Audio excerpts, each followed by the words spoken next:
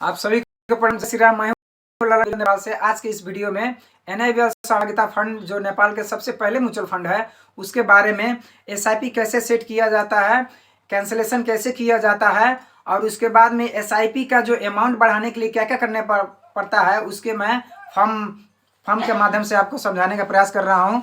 तो फॉर्म इस तरह से आप देख सकते हैं इस वीडियो में। इसमें देख सकते हैं कि SIP के लिए है। देख सकते हैं यहाँ के जो subject authorisation for standing instruction. Standing instruction का अर्थ होता है आप SIP के अमाउंट सेट कर देते हैं, बैंक खाता में हर एक महीना पैसा जमा करते हैं तो ऑटोमेटिकली रूप से बैंक आपको पैसा खाता से डेबिट कर देता है और म्यूचुअल फंड के खाता में ट्रांसफर कर देता है। उसी को कहा जाता है आउटस्टैंडिंग इंस्ट्रक्शन। अब इसमें लिखा रहता है,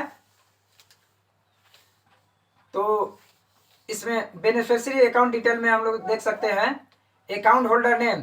अकाउंट होल्डर नेम का अर्थ होता है NIBL सहभागिता फंड यूनिट कलेक्शन के लिए है। इसमें अकाउंट नंबर दिया रहता है, बैंक की तरफ से दिया रहता है। यहाँ देखते हैं 03601040263368 ये म्यूचुअल NIBL सहभागिता फंड का अकाउंट का नंबर है। उसके बाद में ऑब्जेक्टिव ट्रांसफर है। तो ये पर्पस में क्या लिखा है, to enrol systematic investment plan SIP of NIBL सहभागिता फंड। SIP सेट करने के लिए क्या क्या करना है, इसमें डेट दिया रहता है। अब डेट में आप मान लीजिए कि बैसाख 1 से शुरू कर रहे हैं तो इसमें बैसाख 1 लिखना है। उसके बाद में पेमेंट इंटरवल का अर्थ होता है आप मंथली में SIP सेट करना चाहते हैं, SIP देना चाहते हैं, चलाना चाहते हैं, या 3-3 महीना में क्वार्टरली, या 6-6 महीना में, या एनुअली वार्षिक रूप से करना चाहते हैं। SIP इनरोलमेंट डिटेल में फॉर इंस्ट्रक्शन मार्क में दिया है BOID अकाउंट नंबर इसमें लिखना रहता है। नेम ऑफ SIP क्लाइंट, जो SIP चलाने वाला क्लाइंट जो व्यक्ति होते हैं उसके इसमें नाम लिखा रहता है, लिखना पड़ता है। इसमें बैंक सिग्नेचर कर देना है, अकाउंट नेम लिख देना है, जो खाता नंबर में जो रहता है वही नाम लिखना है, अकाउंट नंबर दे देना है और कॉन्टैक्ट नंबर दे देना है। इसी से आपको SIP आप चला सकते हैं आसानी से। दूसरा फॉर्म है, अब मान लीजिए कि आप SIP चला रहा है 5,000 का महीना है। अब आपको किसी कारण से बस आपको आमदनी बढ़ गया, आप 10,000 के महीना बढ़ाना चाहते हैं, तो उसके लिए भी आपको एक फॉर्म भरकर देना पड़ता है और वो फॉर्म इस तरह से आपको मिलेगा। NIBL म्यूचुअल फंड NIBL सहभागिता फंड है, तो ये दिया रहता है।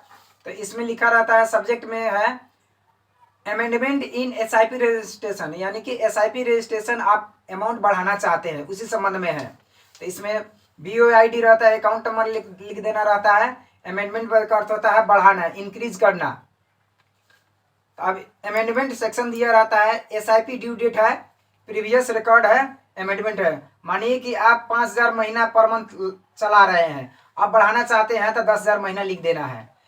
आप मॉडल SIP है, मॉडल SIP में इसमें टिक लगाना रहता है। अनलिमिटेड इंस्टॉलमेंट कि आप लॉन्ग टर्म पर जितने साल तक चलाना चाहते हैं उसमें टिक लगाना चाहते हैं, या लिमिटेड टर्म या 15 साल के लिए, 10 साल के लिए, 20 साल के लिए, कितना साल चलाना चाहते हैं उसमें टिक लगाना चाहता है। तो सबसे बेहतर रहता है अनलिमिटेड इंस्टॉलमेंट में लगा देना। इसमें भी अनलिमिटेड इंस्टॉलमेंट में लगा देना। अब SIP इंटरवल में रहता है, मंथली है, सेमी एनुअली है, क्वार्टरली है, एनुअली है। यानी कि मंथली में आपको टिक लगा देना है, मंथली यदि करना चाहते हैं, क्वार्टरली करना चाहते हैं तो क्वार्टरली में टिक लगाना है, अर्धवार्षिक करना है, सेमी एनुअली तो अर्धवार्षिक में लगाना है। यदि एनुअली साल में एक ही बार आपके SIP सेट करना है तो एनुअली में टिक लगा दीजिए। इसी तरह अमेंडमेंट में भी इंक्रीज में है, मंथली में टिक लगाए हैं तो मंथली में लगाइए, क्वार्टरली है तो क्वार्टरली में टिक लगाना होता है, सेमी एनुअली है तो सेमी एनुअली में लगा दिए, एनुअली में तो एनुअली में लगा दीजिए। अब SIP इंस्टॉलमेंट अमाउंट है, इसमें फिगर में लिखना है। जो पहले आप 5,000 चलाते थे तो इसमें 5,000 लिख देना है। अब इसमें बढ़ाना चाहते हैं 10,000 तो 10,000 लिख देना है। अब पेमेंट मोड है, अब बैंक से देते हैं कि कहाँ कि ऑनलाइन पेमेंट करते हैं उसमें है। अब अंत में इसमें लिखा जाता है एप्लीकेंट सिग्नेचर। तो एप्लीकेंट का जो खाताधारी होता है उनका इसमें सही चाहिए, सही कर देना है और सही करके फॉर्म दे दीजिएगा तो आपके SIP डेट बदल जाएगा। उसी तरह है, आप किसी कारणवश से आप SIP आप रोकना चाहते हैं तो भी उसके लिए आपको एक फॉर्म भर कर देना पड़ेगा, तब आपका SIP अमाउंट बंद हो जाएगा, खाता में से आपका पैसा डेबिट नहीं होगा। तो इसके लिए भी एक यहाँ फॉर्म दिया है, देख सकते हैं, सब्जेक्ट में कैंसिलेशन ऑफ स्टैंडिंग इंस्ट्रक्शन। इस फॉर्म को आप देकर फॉर्म भर कर दे दीजिएगा तो आपका SIP अमाउंट रुक जाएगा। तो इसमें देखिए अकाउंट होल्डर नेम रहता है, यानी भैया सहभागिता फंड, अकाउंट नंबर है, पेमेंट इंटरवल मंथली है तो मंथली में टिक लगाना है, क्वार्टरली टिक लगाना है, सेमी एनुअली है, अर्धवार्षिक में एनुअली वार्षिक रूप में लगाना है तो उसमें टिक लगा सकते हैं। SIP कैलकुलेशन डिटेल में खाता नंबर लिख देना है, नेम ऑफ SIP क्लाइंट, जो क्लाइंट का नाम है खाताधारी का उसको लिख देना है, बैंक सिग्नेचर करना है, अकाउंट नेम लिख देना है, अकाउंट नंबर लिख देना है, कॉन्टैक्ट नंबर लिख देना है। ये फॉर्म भरकर साइन कर ब्रांच में अगर दे दीजिएगा तो आपका SIP कैंसिलेशन हो जाएगा, यानी कि आपके खाता में पैसा 1 लाख 2 लाख 10 लाख 20 लाख 50 लाख 1 करोड़ जितना भी रहेगा आपका SIP अमाउंट कभी भी डेबिट नहीं होगा जब ये कैंसिलेशन स्टैंडिंग इंस्ट्रक्शन फॉर्म भर के दे दीजिएगा। तो इसी तरह से आप वीडियो देखते रहिए। वीडियो अच्छा लगे तो लाइक करें, शेयर करें, सब्सक्राइब करें, और कोई भी क्वेरी हो तो आप कमेंट में कर सकते हैं, उस पर अगला वीडियो बन जाएगा। तब तक के लिए आप खुश रहें। जय नेपाल।